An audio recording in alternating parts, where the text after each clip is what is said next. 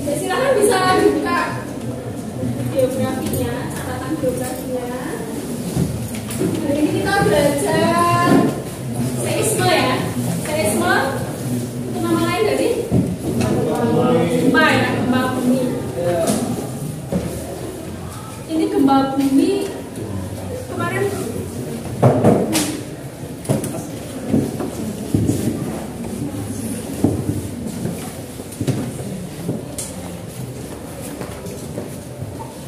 baru ini ya terjadi gempa bumi ya.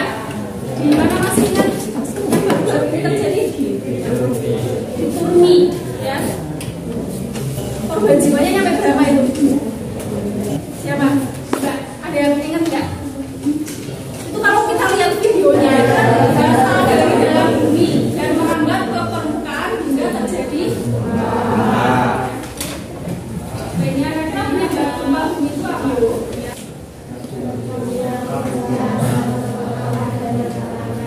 Karena bumi yang pecah membentuk potongan ya, membentuk potongan dan retakan besar berpasangan yang disebut dengan lempeng ya. Kemudian apa? Lempeng yang bergerak perlahan sehingga bergesekan, menekan dan membesar. Kemudian yang ketiga, jika tekanan bertambah besar maka mengakibatkan hambatan getaran sehingga mengakibatkan gempa bumi atau yang kita sebut dengan seisme itu ya. Kalian pernah merasakan gempa bumi? Pernah ya?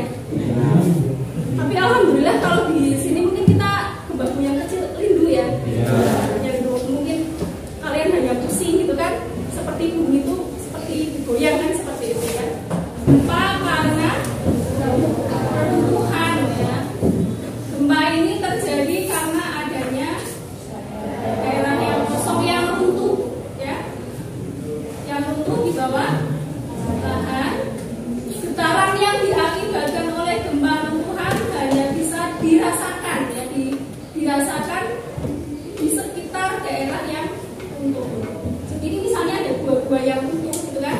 Jadi karena ada misalnya gua-gua tua yang kemudian runtuh, ini bisa menyebabkan gempa ya. Karena apa? Karena kekuatannya yang sangat besar. Misalnya gua-gua itu kan berat ya. Nah, ketika itu runtuh, terjadi reruntuhan, ya maka di sekitarnya akan ada guncangan ya.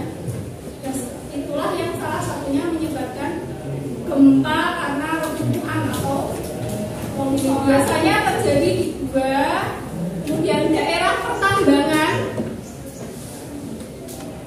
Sering mendengar nggak di daerah pertambangan kemudian ada longsoran gitu. Nah, biasanya ada pekerjanya yang kemudian di bawahnya dasarnya bentuk epicenter ya. Ada gempa linear dan gempa.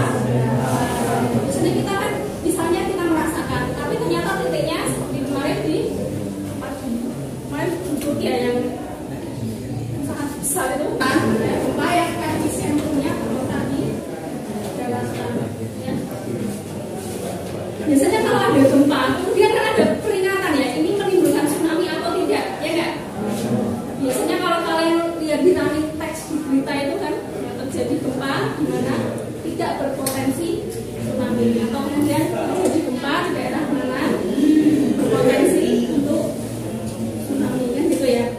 Nah, ini sehingga didasarkan pada lokasinya, lokasi namanya itu karena Indonesia adalah salah satu negara yang banyak terjadi gempa ya, selain Jepang. Di Jepang itu sudah mereka siap-siap untuk gempa ya, mereka sudah mulai dari pendidikan sekolah dini, usia dini itu anak-anak sudah diberikan simulasi untuk menghadapi gempa. Jadi setiap sekolah di Jepang sudah menyiapkan seperti helm yang ditaruh di dekat-dekat pintu di luar sekolah ya. Kenapa ya? Mereka memang negaranya memang rawan terjadi gempa dan pemerintahnya sudah siap untuk menghadapi itu, sehingga bangunannya juga didesain anti gempa, sehingga walaupun bangunan yang tinggi ya itu nggak sampai teboknya bukan. Kecuali sudah pernah mendapatkan simulasi gempa belum ya?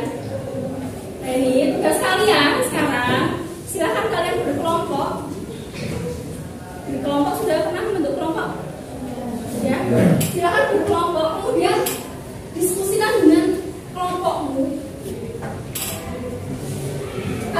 poster digital, bisa pakai Canva atau pakai aplikasi yang lain tentang metode-metode penyelamatan ketika gempa atau tsunami. Kamu pilih salah satu, ya. Jadi nanti mau pilih yang tsunami atau yang gempa.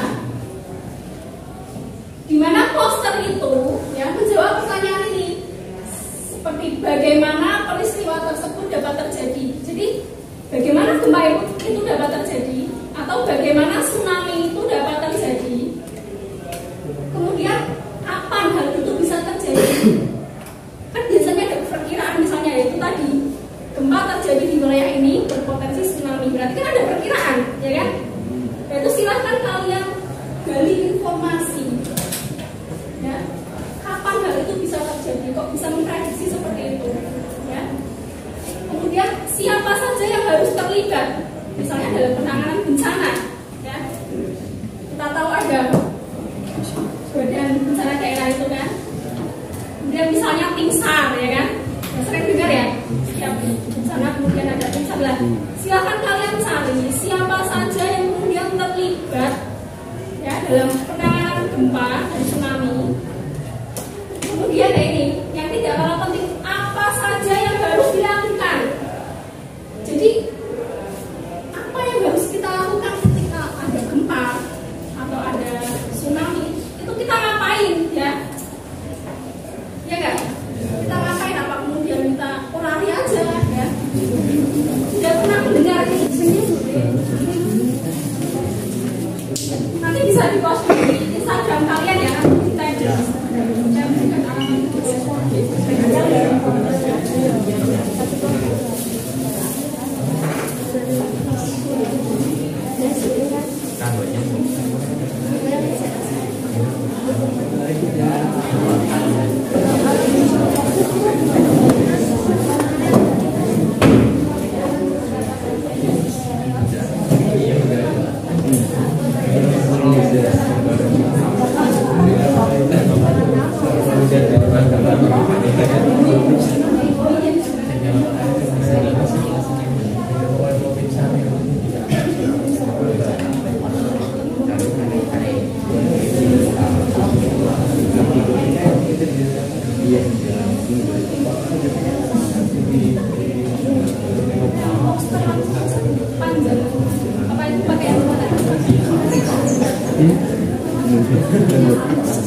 Kipas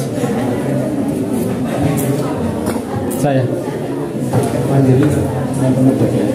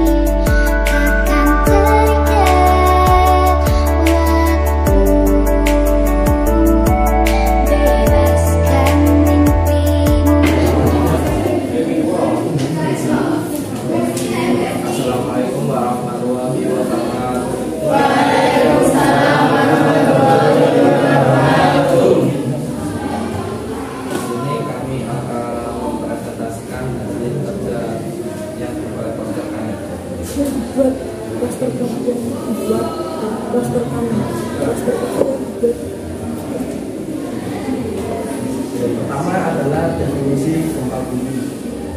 Definisi dari gempa bumi adalah getaran dari dalam bumi yang mengarah hingga ke permukaan bumi.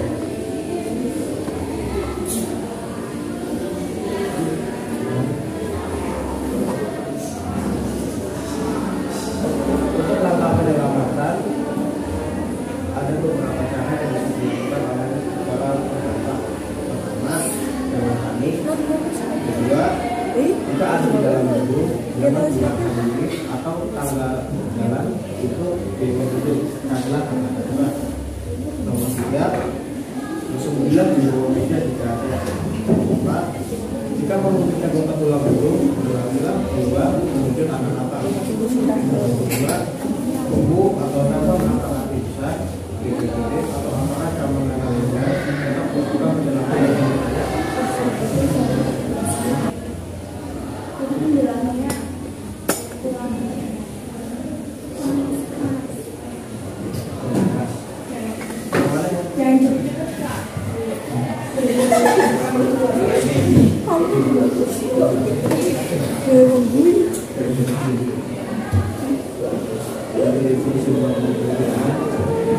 Definisi sendiri dari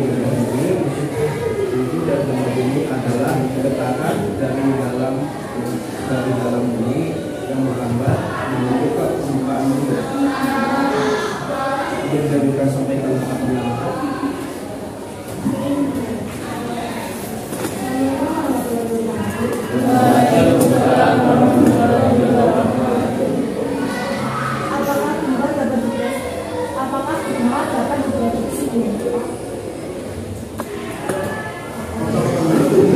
prediksi dari bumi sebenarnya sudah ada melalui prediksi bumi yang dilakukan oleh BPBD atau BMKG. Nah, biasanya hasil prediksi tersebut misalkan dari digunakan melalui televisi, radio atau media sosial lainnya, tapi bahan yang kira-kira prediksi menjadi lokasi bumi.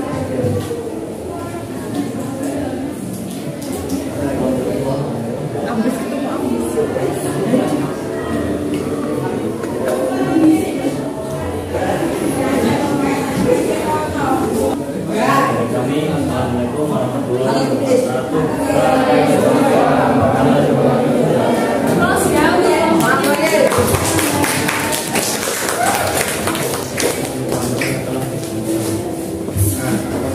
Untuk yang lain, poster rencana itu bisa post di Instagram, nanti bisa memberikan pengetahuan bagi teman-teman yang lain, ya kan?